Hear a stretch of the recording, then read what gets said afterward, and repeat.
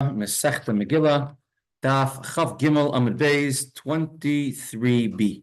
If you have an art scroll Gemara, it's 23b1, top line of the page.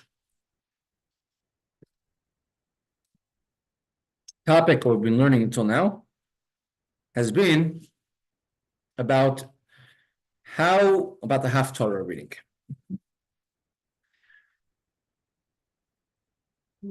David, you remember how long is the minimum the Haftarah has to be? How many psukim? Has to be at least 21. 21. 20 psukim. Why 21 verses? Because since the Haftarah, when it was started as an institution, as a substitute for the Torah reading. You have at least Because the 5. Greeks outlawed Torah reading, but they did not outlaw, they didn't get the memo that the prophets are part of the Torah. And they started the Torah reading of the Nevi'im instead. Later on, after the Jewish victory during Hanukkah, and the Jews once again can read the Torah, they still kept the Haftarah. They didn't remove it. They learned their lesson from Atachan Antonu during Ma'ariv, where they instituted it because the Jews could not afford wine. Jews were poor, and they got rich, and they took it away, and they got poor, and they put it back. And they kept it always. They kept the Torah and the Haftarah. The Haftarah, the one who receives Aliyah, must also, the one who reads Haftarah, the prophets, receives an Aliyah, in order not to say that the reading of the Haftarah of the prophets is of a equal footing of that of the Torah. So therefore, they receive an Aliyah to the Torah and for the Haftarah. Which Aliyah do they receive? Do they receive the last Aliyah, or do they receive an 8th extra Aliyah? And that's a discussion of our Gemara right now. 23b. 23b1. Okey-dokey. Does the maftir, the one receiving the final, the Haftarah, do they receive the final Aliyah, or do they repeat the last 3 verses, or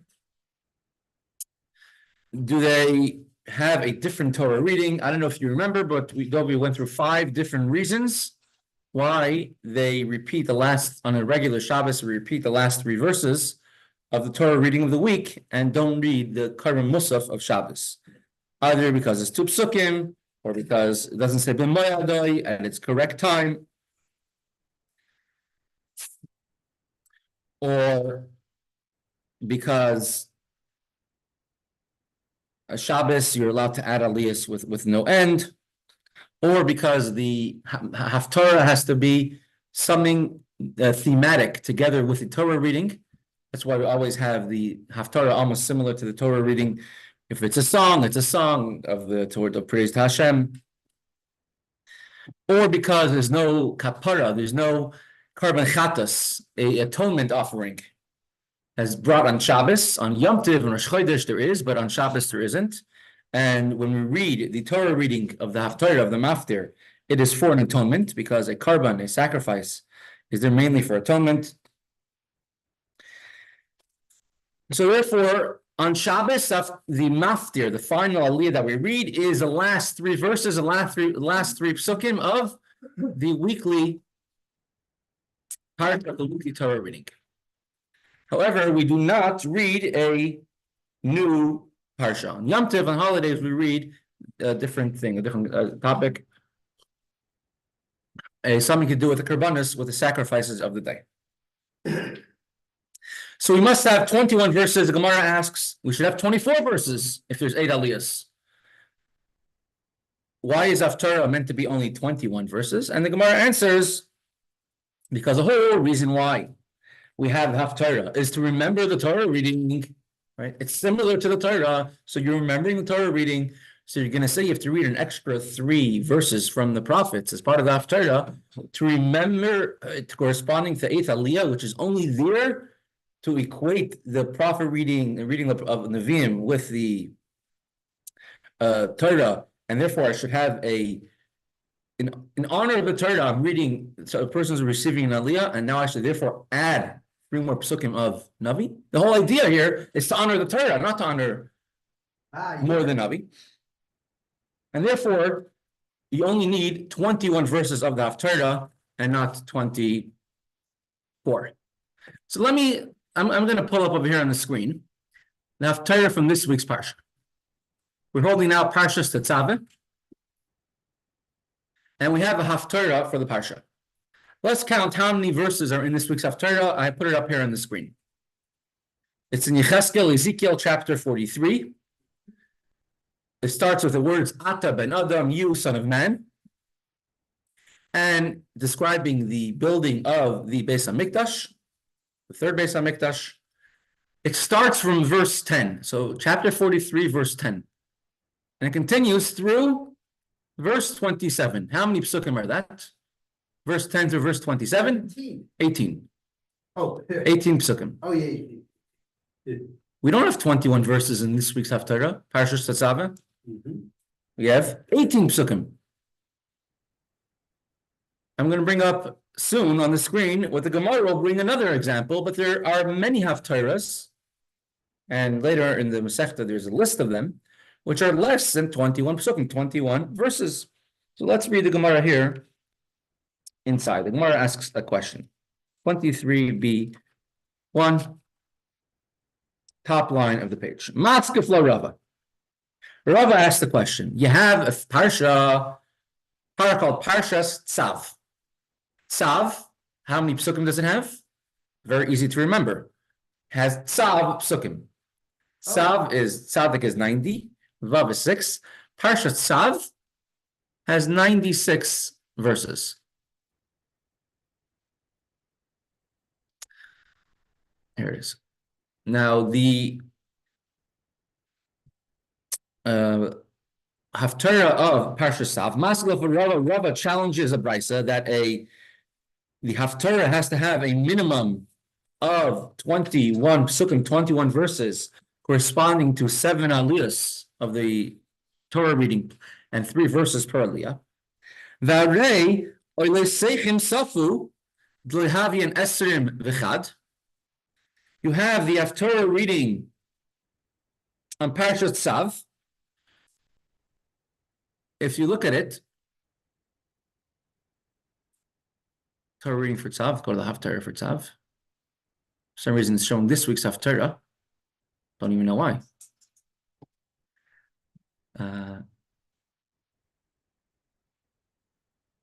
Okay, the Haftarah for Tzav. It's in Jeremiah, in Yirmiyahu.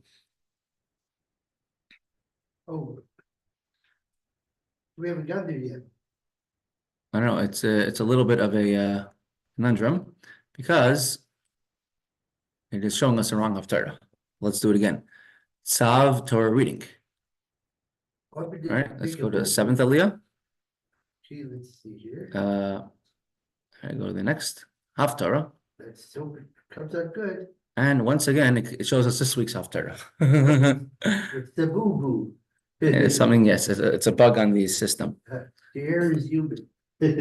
Okay, but correct.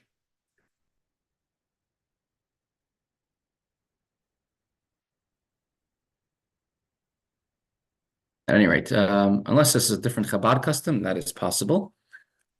But I don't think so. Oh, wait. No, but please don't.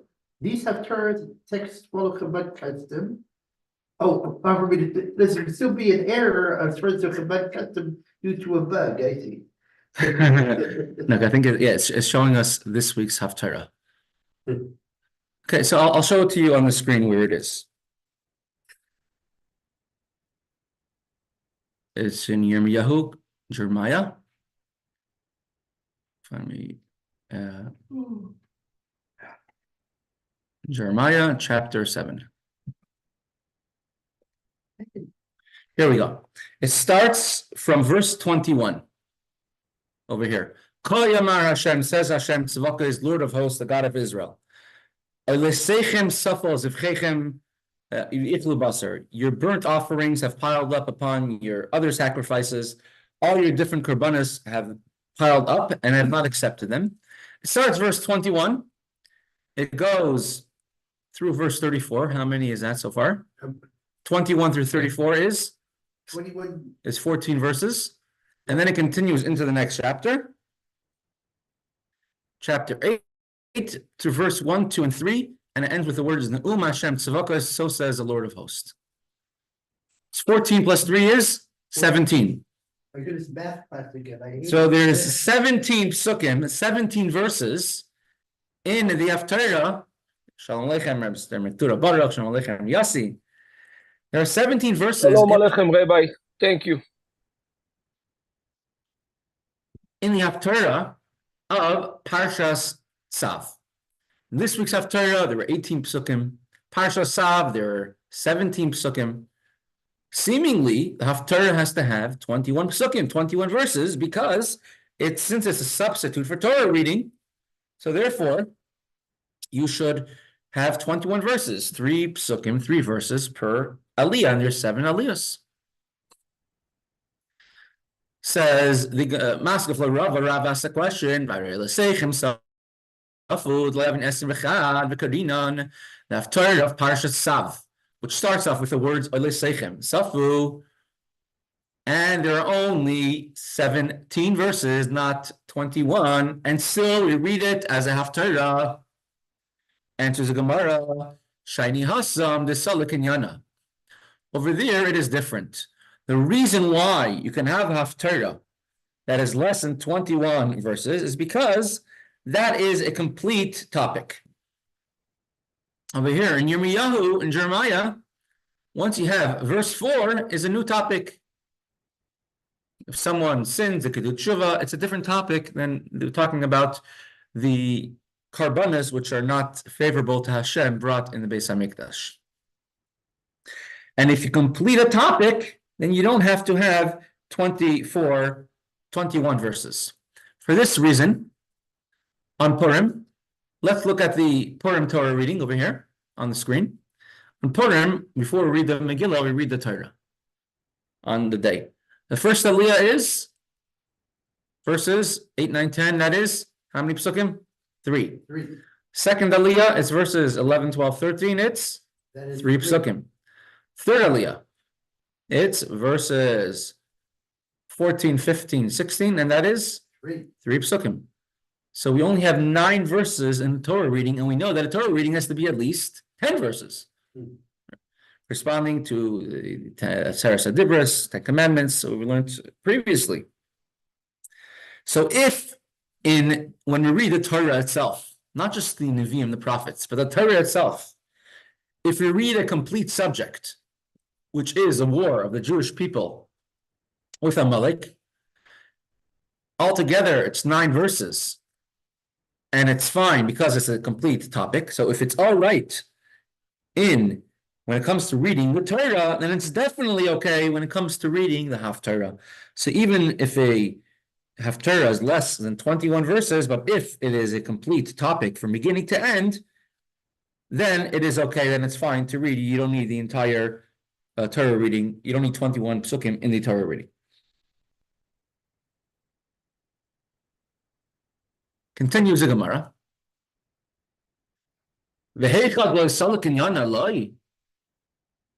Are you trying to tell me that Haftarah has to always be 21 psukim unless it is a topic, and when it's a complete topic, it could be less than 21 psukim, like in this week's parsha, where it's 18, or Tzav, or other Haftarahs which are less? The Shmuel bar Abba said, Zimnin Sagin, very uncommon terminology, but many times he says, Hava Ka'imna Kamei Rabbi Yochanan. I stood in front of Rabbi Yochanan. This is when they are reading the Torah.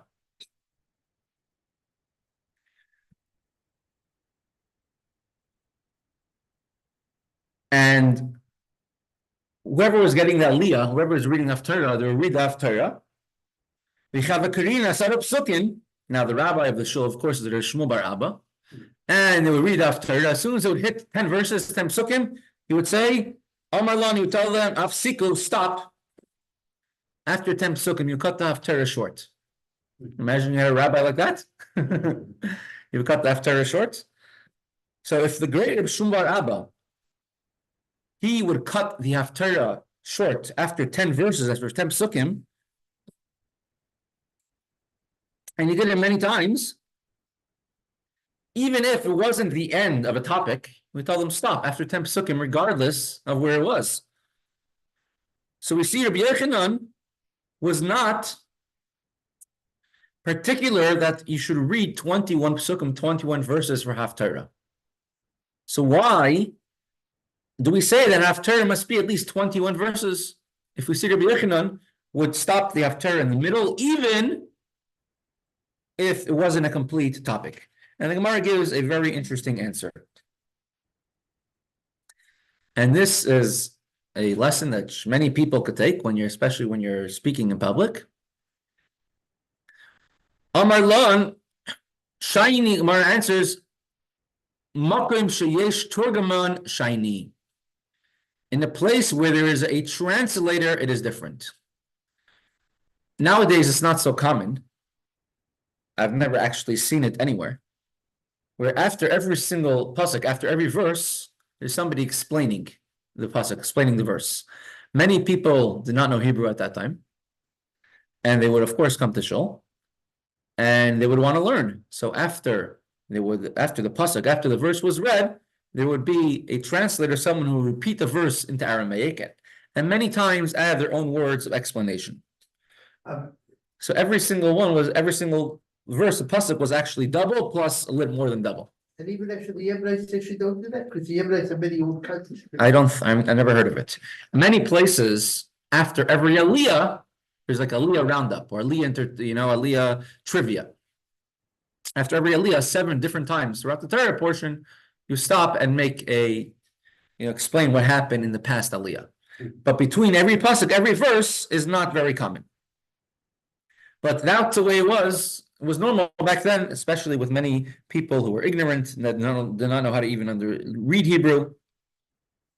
So they translate it and they explain it. And Rashi over here explains that therefore it will be too burdensome for everyone to sit through the reading of the Haftarah and the translation of the Haftarah for so many verses.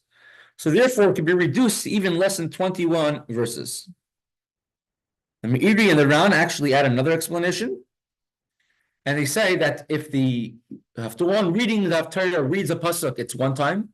The translator translating is like a second verse, and after 10 pasukim, 10 verses, you already have 20, and then he would repeat the last one again in Hebrew to end off with the Hebrew as well. So the bracha, the blessing, should go straight on the pasuk, on the verse. So therefore, you would end up with 21 verses that way. So it wasn't directly 21 verses of Nach, but it was 21 times verses of Nach were being either said or translated. So therefore, you also came up to the number 21. So when there is a translator, translating into the language of the time after every pasuk, it's different. You don't have to burden the congregation, the entire shul, to stay there any longer.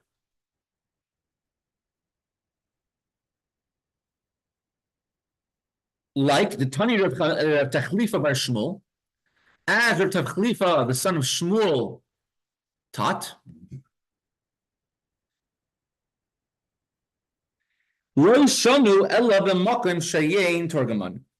This teaching that Haftarah must contain at least 21 verses only is applicable when there is no translator translating the verses. In a place where there is a translator, then you are able to interrupt, to stop the Haftarah even earlier. Why did he wait until 10 psukim? Perhaps because, like we said, it's 21 psukim, like the Ran says. Perhaps also because the minimum Torah reading is 10 psukim, 10 verses. So he wants to have at least a minimum. But we learned over here 3 different halachas. One, if there's no translator and the topic is not finished, you have to read at least 21 verses. Two, if there is no translator, but a topic is shorter than 21 psukim, you could read it as long as it's longer than 10 psukim.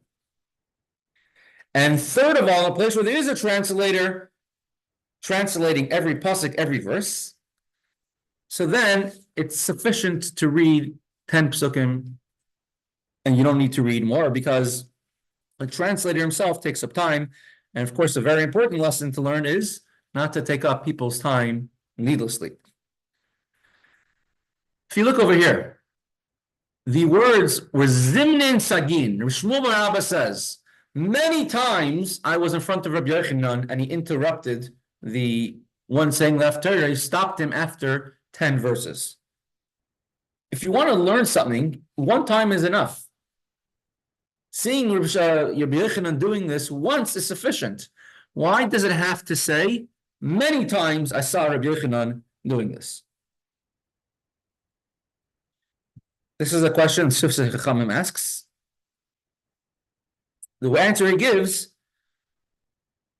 is, you might think to yourself, okay, I don't have to read 21 psukim, 21 verses if there's a translation going on, simultaneous translation, not simultaneous, right after, concurrent translation going on. However, if I want to, I could. That would have been after only one time. Maybe that day, I don't know, Shabbos ended really early that day. Not sure. Could have been like, Leningrad in the winter where Shabbos ends at 1, 2, 3 p.m. It might have been something like that. But if it happened many times, from there we see that it wasn't a one-off situation. It was a halacha that Rabbi Yochanan was doing and teaching, that in a place where there's a translator, you don't have to read more than 21 psukim, the 21 verses.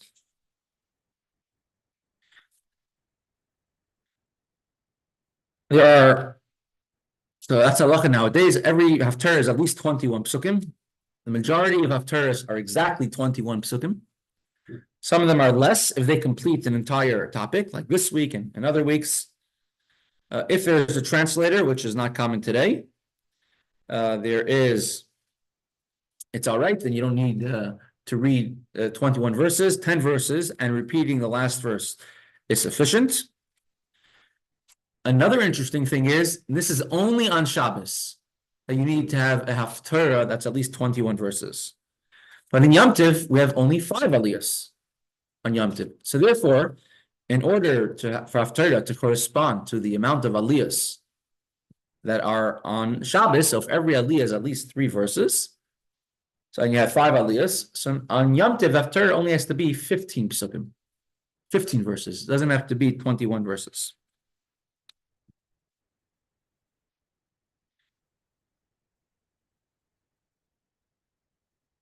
Another interesting thing we could see from our previous Gemara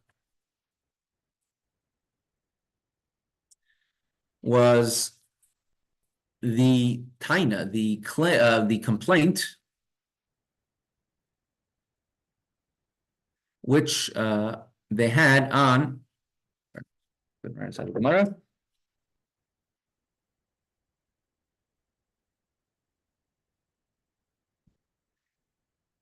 Yaakov Mina'ah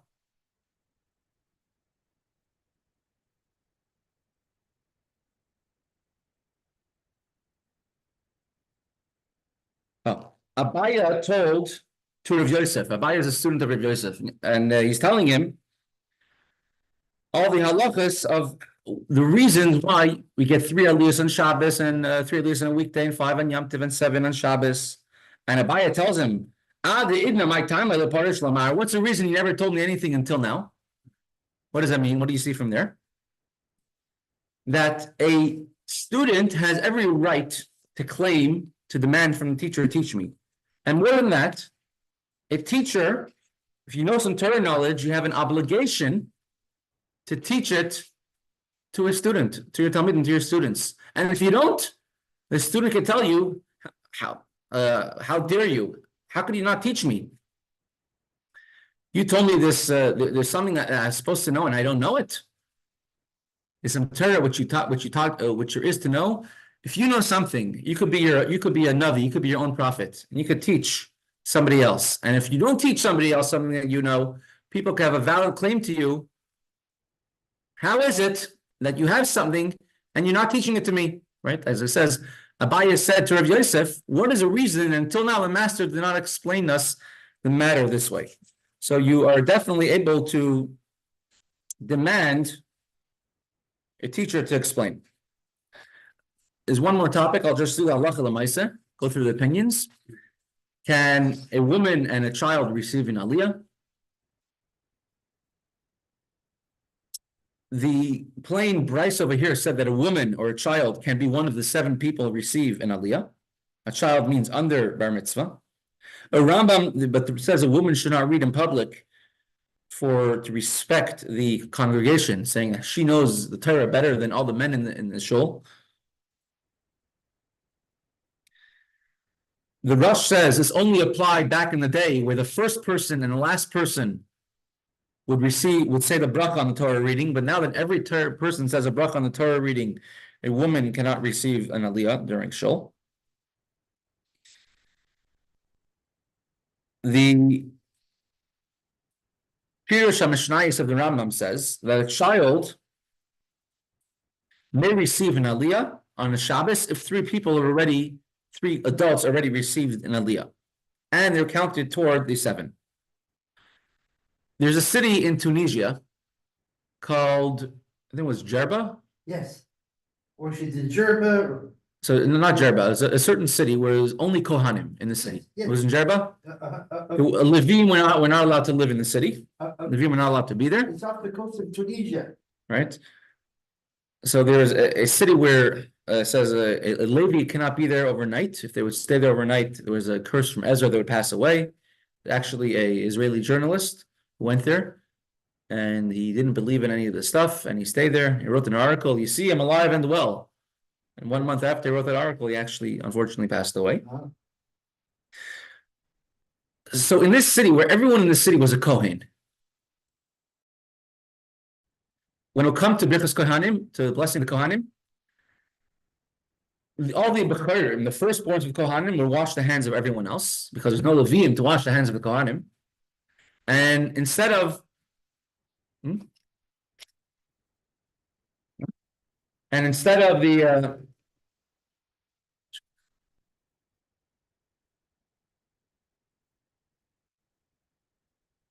and there's no Yisraelim, there's no one there to bless. Maybe they would, the whole entire show would turn around and bless all the Tunisian Jews who are outside of the city, not in the city. So if you're a city of only Kohanim, and now you're calling up people to the Torah. You have Kohen, Levi, Yisrael. What do you do? Kohen. Everyone's calling him there. I mean, nowadays you could have it that, let's say if you have a family simcha or something, and it's only Kohanim there, only Leviim there, or something like that. And in the days when Kohanim actually were in their own cities, so we had door after door in one place, Kohen, probably had the same problem. Right. You have, I think it was, what was it, the Shalah, or maybe one of the Shalah's grandchildren. You had, I think it was a Levi. And whoever it was, they had one daughter, one son, I think, and 14 daughters, something like that.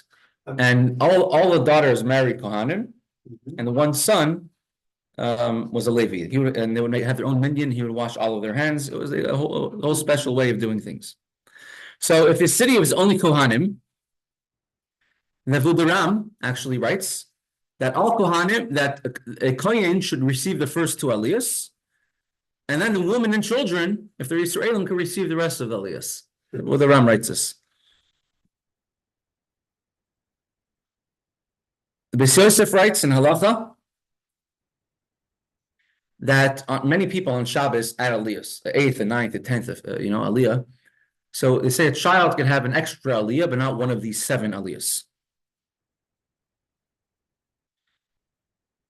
In practice, children and women do not receive an aliyah today for some of the reasons we outlined, but the question is about maftir. Can a child receive maftir? So initially, children were always allowed to receive maftir. Nowadays, a child is allowed to receive maftir, but it's better to give to an adult. But if a child who's old enough to learn Torah and understand Torah, he is allowed to receive maftir, because since it does not have the same level of holiness, of sanctity as the original Torah reading. If there's nobody to read the Torah, would the woman read the Torah, or is it actually because I'm coming to see where even the Right. So in that case, a woman would say that, and a man will repeat. So the man is reading the Torah. Oh, I see. I was wondering how it works. Yeah. And so she would be behind the Mesechta. Correct. Behind the Mechitza would be. Yeah. Probably remove the bima next to the Mechitza. Now, If you have a shul and there's only Israelim there, and the only Kohen is a child, but he's 12 years old. So the Chaim Nishabrura actually writes, we call him for the Aliyah of Kohen. We give him the Aliyah. The Magen Avram says, he learns it out from a pasuk, from a verse, that we're only commanded to honor adult Kohanim, because only an adult over 13, his avodah, his service in the Beis HaMikdash is valid. And the reason the Torah says, "V'kidashtoi," why do you have to honor and sanctify to a Kohen? Because he brings karbanos in the Beis HaMikdash. Being as a child cannot bring a karban in the Beis HaMikdash, there's no need to honor him, therefore no need to give him the first aliyah. Therefore, if the only person who's around is a child, the only Kohen around is a child under 13, we do not give them aliyah. And the custom the Mishnah Berurah brings is that regardless, the custom today is to allow a child only to receive maftir. What is the covenant Tzibor reason? I think there's a covenant Tzibor reason to exclude actually children from having aliyah. From children? Is it It's covenant Tzibor, the same thing, that only a child knows how to read and not an adult. It will be the same exact thing. Right, so that's the halacha today. So a child can read, only aliyah that could receive is maftir. We will continue. John. It is actually a funny way of putting it. Allow, but sages forbidden. It's all forbidden or abundant. And you're phrasing it in kind of a funny way.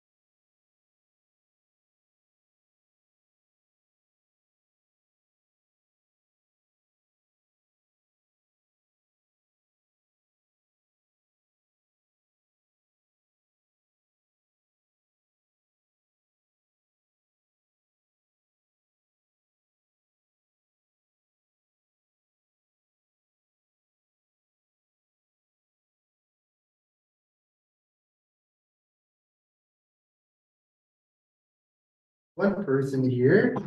Okay, 3 people. Hello.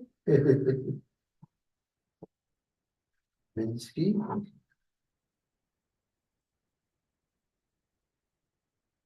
Okay. We'll continue with the Kuntres Umaayon. We're all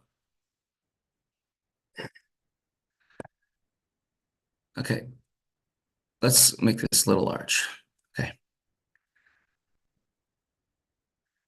You have the crushim, the beams. You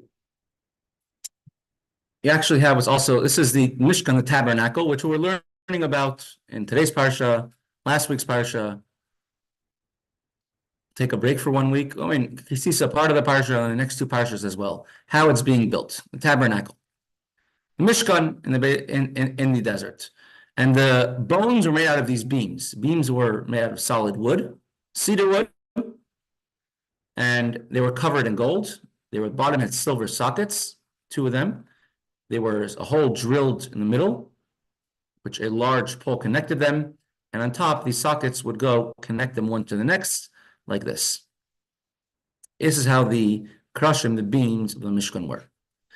In Hebrew, the word peresh comes from the word sheker, which means falsehood, the same letters. The falsehood of the world, the sheker, has to be changed and made into keresh, a beam, support the bones of the Mishkan. More than that, the type of wood is called shittim. Shittim is cedar wood. Comes from the word shtus, which means foolishness and folly. And we have to have the same extremism that we'd use to do a avera, to do something not good against Hashem, to do something good. These are called the kloim. These large poles, beams around had kloim, had curtains all around. And that's why they said, if the beams fall on him, they crush him. Get it? Oh. If the hooks and the pole and the curtains fall on him, they claw him. Called claim. So these are, let's say, this is a general outlook of what the here's a wall. Here's a wall of the Mishkan, what it would look like. That's what the entire Mishkan would look like over here. All these wooden beams covered in gold with the sockets, the brackets on top, the poles connecting it, plus one long hole inside throughout the entire thing, which connected all of them, and silver foundations underneath, silver sockets underneath. This is approximately what the Mishkan looked like. So to continue,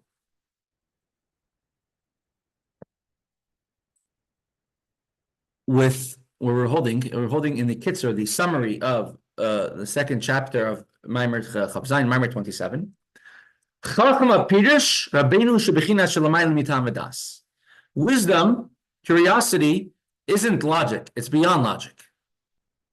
And you might think Chachma means a Chacham, someone who's smart, logical, talking about not the logic, but the power of logic. Mayan, a wellspring, a stream, something like this. It comes from deep in the ground, and from this level of a person's soul, which is the chachma of their soul, that's to have the power to withstand any hardships, any test, and to sanctify their name for Hashem. Chachma, what is chachma? Koyach is pashtus elabina, the power of koyach ma, the power of what? Nothingness. I am non-important. Ma is tapkusa la keser. Ma connects to keser, which is the crown above chachma and bina. Ma de chachma mashke nachla shitim shahapech hashtus lumazel hashtus kedusha v'azan agase b'chol nyan v'api das to kedusha. The wisdom of the level of chachma, which is called the Umaayon of chachma, the depths of the person, the essence of the soul, waters the nachal shittim, the valley of shittim, as it says in the verse called Kuntres Umaayon. A stream goes out from the house of Hashem and waters the valley of shittim. The stream, it says, goes on the level of chachma of their soul, essence of their soul. It leaves the house of Hashem, it leaves the essence of Hashem, and it waters the shittim valley. Shittim comes from the word shtus. Shemahapech shtus, it turns over the foolish, the folly, of this world, the shtus to kedusha, to folly of holiness, which we explained. We brought the example of the professor who said that the only way to solve the ills of society is to make a revolution. And when eventually All right, then once he later on, and he became Forman and Baal Shuvah, and he came to the Rebbe, and the Rebbe says, now you have to make a revolution just in the other way. And then, if you have the foolishness of holiness, all your conduct will be according to the rationality of holiness. Any of you remember Rabbi Munitz? Yes. So, I'm going to conclude with this story here. Munitz from here from Pittsburgh, many years. This is already a story after he left Pittsburgh. It's on Sukkot, of course, we do Chaim, go around, shake a lulav and esrog with as many Jews as possible. And there's 7 days he could shake a lulav and esrog, and afterwards, can't do it anymore. Then on Shmini Atzeres is no longer do you make a blessing on lulav and esrog. Now his children, they were after a whole Yom Tov of Sukkot and Karn Heights, which if anywhere in this hemisphere to celebrate Sukkot is definitely over there, where there's no sleep for 8 days and 8 nights, or the entire Yom Tov of Sukkot. Every night there's dancing in the morning and the day or during the daytime, whether it's from Sayyim or all the other things that are done. And there's some Chastera, there's unbelievable, and it's Hoshana Rabbah, the last day of that you could shake a lulav and esrog, and they already the davening on Hoshana Rabbah is very long, and they already davened, and they already had their Yom Tov meal. You have a Yom Tov meal on the afternoon of Shmini of Hoshana Rabbah, and after the Yom Tov meal, you have 2-3 hours left till Yom Tov, till Shmini Atzeres. So Chastera comes in that night's Hakafas to starting another 2-day Yom Tov. And every normal person, is probably getting ready for Yom Tov in one way or the other. But they said to themselves, look at this. We have now another 3 hours this year where it's possible to do the mitzvah of lulav and esrog. We have to do as much as possible every moment. It could be even one Jew didn't shake lulav and esrog yet. We got to go. It's like here in Pittsburgh, you walk down Murray Avenue and Forbes Avenue and find many Jewish people. Over there, you have to take a bus or a train or a taxi. And it's late on Erev Yom Tov, and they said, we have to go on Mivsaim. So a bunch of people together, one is named Moam Wagner, and one is some of the Munitz boys say, that's it, we got to go on Mivsaim, we got to find more Jews to shake lulav and esrog with on Hoshana Rabbah late afternoon when it's almost Yom Tov. And they jumped into a taxi, and they took a taxi up to Ocean Parkway. Ocean Parkway, it's one of the big thoroughfares of Brooklyn. Many people have aptly renamed Ocean Parkway to Roshan Parkway because essentially the entire parkway from Avenue A to Avenue Z, all the buildings along both sides are full of almost exclusively Russian Jews. All the way up to Brighton Beach. Russian Parkway. It's called it. And they went into the first Russian building where there's many Jewish people, and there's not a lot of time left to Yom Tov, less than 2 hours. And they walk on the first door. They shake lulav and esrog with as many people they meet. And one of the first houses they knock the door. And as they're leaving, the person asks them, "What's your name?" My name is it's a Shalim Munitz. Shalim Munitz. It's Munitz. I remember hearing the name before. Somewhere calls up, my father might know. The person over there calls up the parents. So Munitz. Wow, that was their maiden name. Ended up being they were actually first cousins. Rabbi Munitz's father had a brother, right, who unfortunately got stuck in Russia, and all of their children, right, were Russian Jews, which didn't, not their fault, but they did assimilated and everything. And Rabbi Munitz, he lost contact with his brother many years ago. He thought he was killed in the Holocaust, or maybe he had no idea. And these details are fuzzy, but it's all written up. But it ended up being that these people were actually their first cousins, or the parents were first cousins. And as the children. And they ended up, reconnecting to an entire side of the family. And of course, introducing them to Yiddishkeit, et cetera, just because on Erev Yom Tov, they didn't say, okay, let's get ready for Yom Tov. We only have 3 hours left. But instead, they use what's called Shtus Kedusha, foolishness of holiness. And they said, okay, we have 3 hours left, we could shake Luv and Esrog with another Jew. Let's do it. These were the And- descendants of their brother. These were the descendants. Right, the descendants are Munitz's father's, or Munitz from here, his father's brother. These were his children and grandchildren that they met. So Rabbi Munitz's first cousin, plus his children, and the two who met originally were second cousins, but then the first cousins met. And you see, whenever you go in an extreme way of Kedusha of holiness, it also it helps. I have a first cousin of mine, he's a shliach in the city of Berlin, Germany. And he goes in such a way called Shtus Kedusha, foolishness of holiness. This is your cousin, you said. First cousin. Ah. For example, the first, I went with him to a certain country on a trip, and he was with his whole family, and the lines are very, very long for customs. And he says, "We're shluchim of the Rebbe. We are diplomats," and he took us all through the diplomatic line. Skipped the whole line. Or shliach of the Rebbe. Who's a diplomat if not that? Everybody's got. Everybody's got. Exactly. And so this, when he first moved to Berlin, and he didn't really know anyone when he first moved there. Now, Baruch Hashem, I'm saying he has many shluchim under him, schools, many buildings. One building they completed was just $20-something million, no, $27 million building. Hundreds of Jewish children in school and yeshivas, and packed in multiple Chabad houses, etc. Like a very, very happening Baruch Hashem place. And so the first year he was there was a Jewish festival in Berlin run by the Gemeinde, the government-sanctioned Jewish community. And so he went there and he set up a table there, do mitzayim, literally tefillin, meeting people, tefillin, giving out Shabbos candles. That's literally what he did.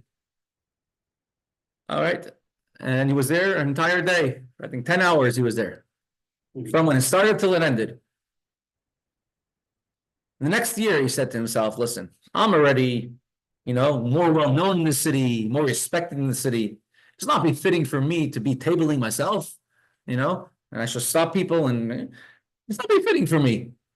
Maybe I'll find someone else to do an hour here or an hour there.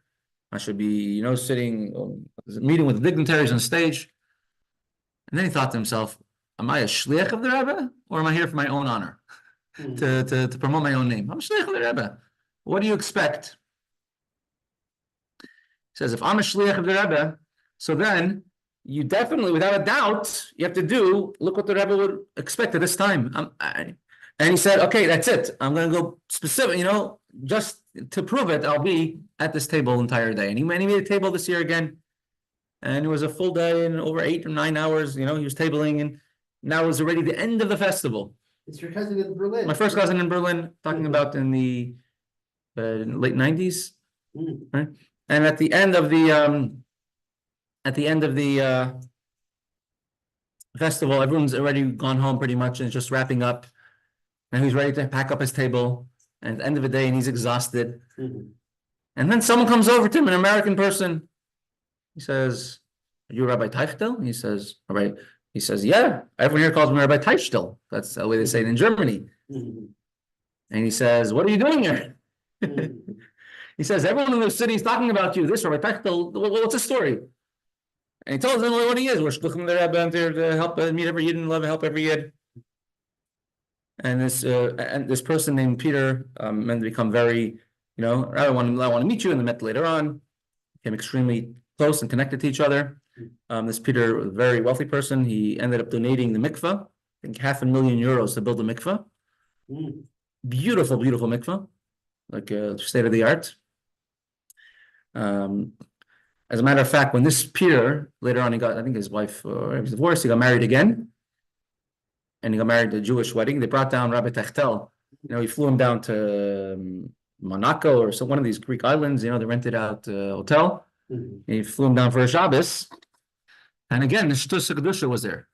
It's very, it's becoming more in style in the American hotel system, but not so much in not so much in America, much more in Europe. You have that when you walk in the hallway of the hotel, the lights turn on. Otherwise, the lights are off. And on Shabbos, that's a very big issue. Yeah. So the rabbi is there. There was the chuppah was on Friday, and it's a big Shabbos. It was all made kosher in honor of the rabbi. The rabbi was there. The rabbi officiated the wedding, and he's Shabbos in the hotel with this large group, and they're waiting for the rabbi to come to the large. They made a Friday night meal and a Shabbos day meal. Everyone's waiting for him to come. What the problem was him and his wife and a baby. They opened the door of the hotel room. Suddenly the lights went on. You realize they're stuck in the hotel room. They can't leave. So they closed the door, and they didn't really have any food with them either. And they spent the entire Shabbos in their hotel room with the baby. They couldn't go out. They couldn't go to the daven. They couldn't go to the meals. They couldn't meet anybody. Everyone's wondering, what's with the rabbi? Is he okay? He's gone. He's disappeared the entire time. But only after Shabbos came out, he after Shabbos finished, he left his hotel room. And Rabbi, are you okay? He says, yeah, I'm hungry. I'm starving, but whatever, okay. And it was a talk of the place. All these hundreds of people all came for this big thing. Can you imagine somebody would not leave their hotel room the entire day? Just, you couldn't get someone else to open the door for you. You couldn't this, you couldn't that. Ultimately, people respect and people look up to when you do things entirely committedly, and when we go in the ways of the Rebbe without any without any calculations and any thoughts, and follow the ways of a Torah till the end. So with that, we will